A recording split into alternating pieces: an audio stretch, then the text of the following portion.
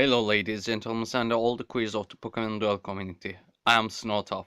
Today I will try to explain my feelings about the new update and what it brings to us, and also some features that developers didn't tell us in this update, but they put in the game.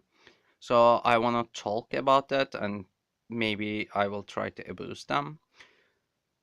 Before that, I will showcase a match about new figures and how broken they are. They are really savage. For that, I really wanted to shout out to Orphan Cvbone. Thank you very much, man. This much is from his stream. He's a really good streamer. He streams a lot, and his streams are really funny. His life stories are really funny. So if you haven't subscribed to him yet, I will put the link in the description. Please go and check out and sub to him. He's a really cool guy. So let's start with the match. Uh, he just got his player pass, and thanks to Might Kiwi, let's do this. They tried a new deck, a weight deck, weight Ultra Beast deck. The idea was Might Kiwis. Actually, Might Kiwis saw something in the Discord and talk about Cvbone, and they craft together. And Orphan Cvbone was playing Ultra Beast deck at first time in his life, so this is just for showcasing, and we will see Ponyta 2 with the new Ultra Beasts. Basically, this update is a kind of milestone. The same kind of milestone that like Regigigas and Registeel, Regirock released. They just broke the damage limit at that time. Now we are seeing another kind of broken figures that even damage going up and up, there it's not balancing at all. I think just adding more damage is not balancing for me. And the weird tactics, the rush is killing the soul of the game. And stop here. Like you see, Ponyta could cover the goal from the bench like the speed Dio. And it can do it to anywhere. They should nerf the rush decks, because rush is only forcing people to consume their time and consume the fun of this game. But instead of this, they are putting more figures that can rush. This shortens the lifespan of this game, I think, and if you are agree with me, please try to not use rush decks at all. Just be creative. Of course, the time is important thing, but if you're gonna consume this game will not live longer, and if this game dies, that will be a really big thing for me. It will be really a black hole in my heart. And I know some of you feel this way too. So don't use AI, don't use rush, please. And if you have another opinion about that, please please share with me. But this is what I feel. And let's go back into game. This is not a serious match, it's just for trying something. No one taking it so serious. Mighty Kiwi and Cvbone is just trying to banish, send to the ultra space, but fun part will come later. Basically, ultra beasts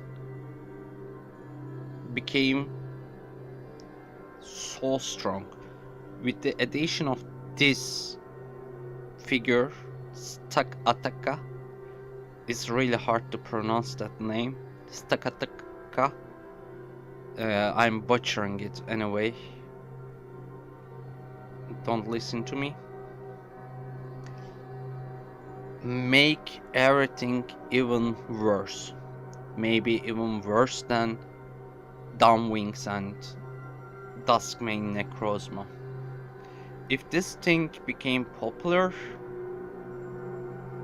we can see so much salt in the community. Why developers does that? As a business owner, I always think, okay, what will my consumer think about when I do something? Are they gonna like it? Are they gonna spend time with that? If the developers thinks like that, why they designed this, not Celestial or Gengar, Stakataka in this way? I didn't understand at all. I totally didn't understand at all. Yep. Not now. Yeah, basically he's trying to send the ultra space and he manages that. Why he is doing that? This is a really crucial moment. If this thing stops, we will see. This is the heartbreaking point of this match. Boom, 26 weight. Actually, if he used to play with Ultra Beast stacks, he should attack Zoroark. So both Ponyta, Popplio will have 26 weight.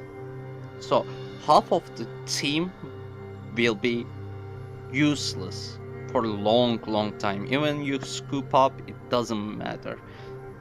Caldera is already in PC.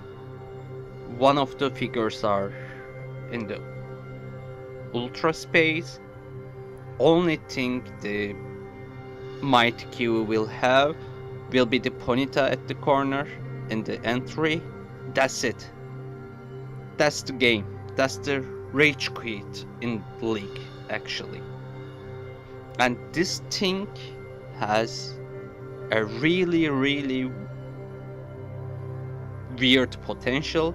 26 is a lot, but it's not the full potential of this beast, ultra beast. If you read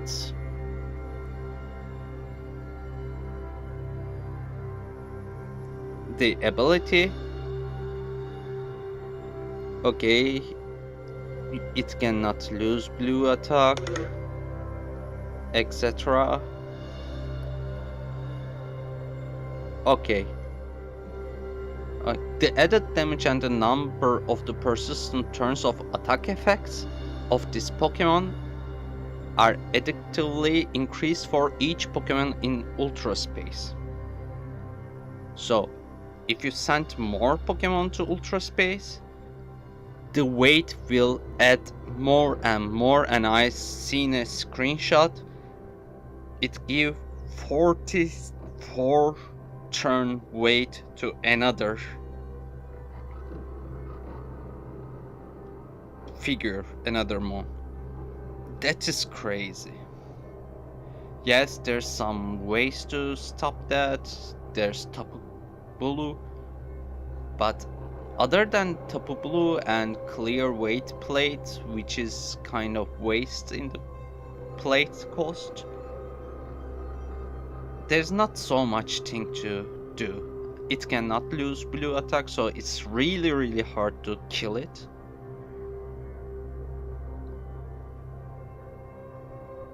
And you're gonna just go and wait for lose. If this happens, if a more experienced Ultra Beast user does that, that's it. And after that, what happened? Let's see. Okay, Ponyta covers the goal. Popplio covers the entry. And Zoroark Z-moves. Like you see, blue didn't turn into miss. And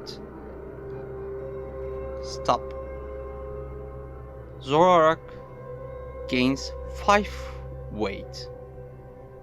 Until the Popplio is not in the board, this thing will have the blue. This is insane. This is really insane.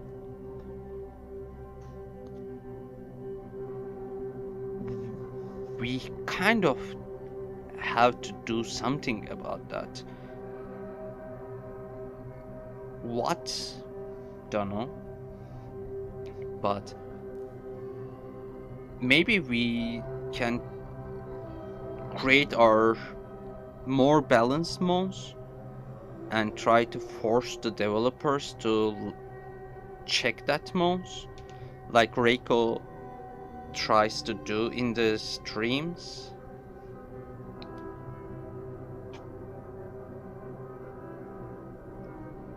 And I don't know what's gonna happen in the future. After 3 months, if the month's getting more OP in every month,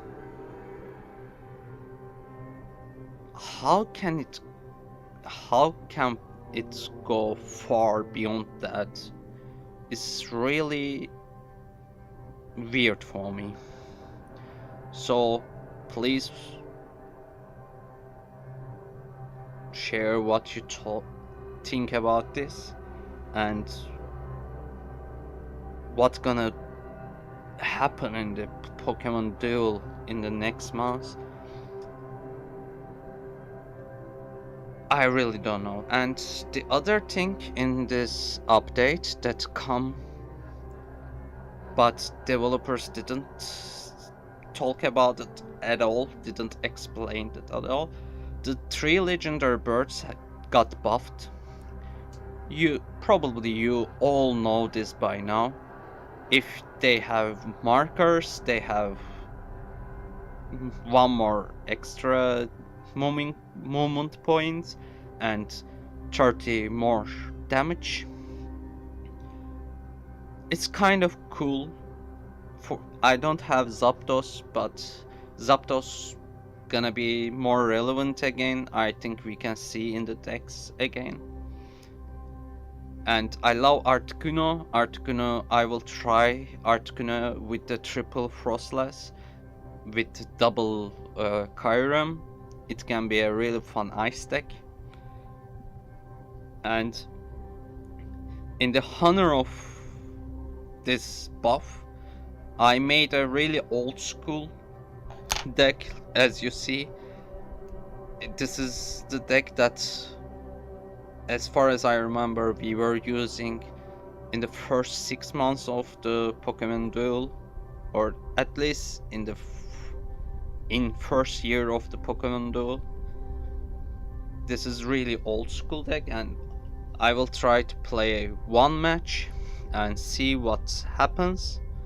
But I need to be careful to not to use Flying Zemu, because if I use Flying Zemu, the game crash, both for me and for my opponent. Of course, every update comes with bugs, and this update is not an exception. This update is so intense, and I feel really weird about this. I started to be afraid, and free to play players became less and less relevant. The new mons became more and more OP, and the almighty, the savior Arceus is here in the opponent's deck. Before the upgrade, I desperately wanted the Arceus. That was kind of dream.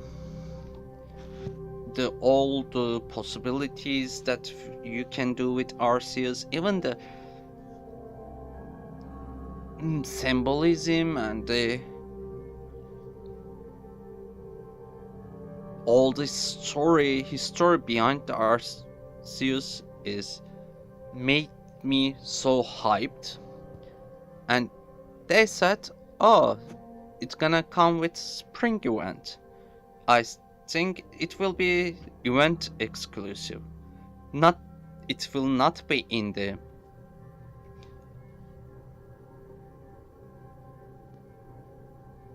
Now let me do this. It will not be in the monthly rewards ladder, but turn out it's pay to play monthly reward, and I really don't know what to feel about that. I feel angry, but not for the developers. I felt angry because I don't have the position that I can pay right now. I'm so broke, and yes, my life choices make me this, and I became angry to myself. Why I choose that kind of life. It's the game that I love, and I cannot support it, and it loses more and more players each month, I think. Oh, that was clutch. Okay, what should we do? Let's do the obvious move. Obvious threat. Then I thought, this is the thing. This is what I love most about Pokemon Duel. It's hyper realistic. Like all the institutionalized religions, if you don't have money, there's no God for you. There's no God at all. You have to have a money to reach the God. And they put it so obvious. It's kind of even rebellion's symbolism for me. I hope, yes, even the gods cannot. Oh, live with grass, not, but again another clutch roll.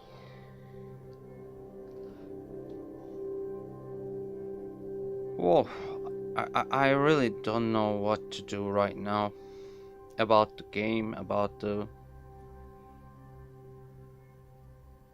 feelings that game made me feel.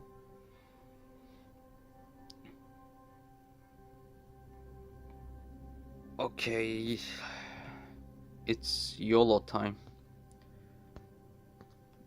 Anyway, I didn't think that I'm gonna win this match.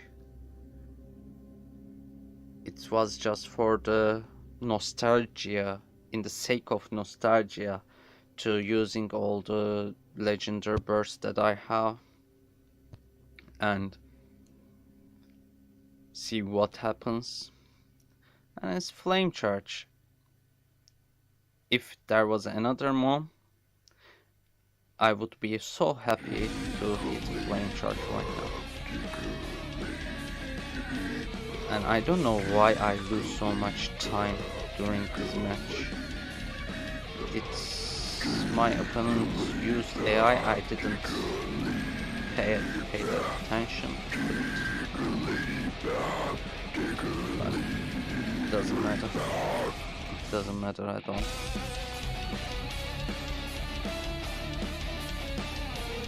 And let's see. Okay.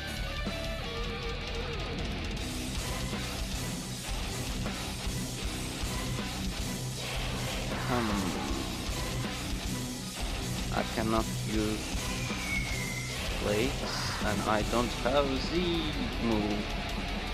And let's lose this game and let you free. Like always. Anyway, for this episode, that's it. Thank you all for watching this video. Nostalgia doesn't work by itself, as you see.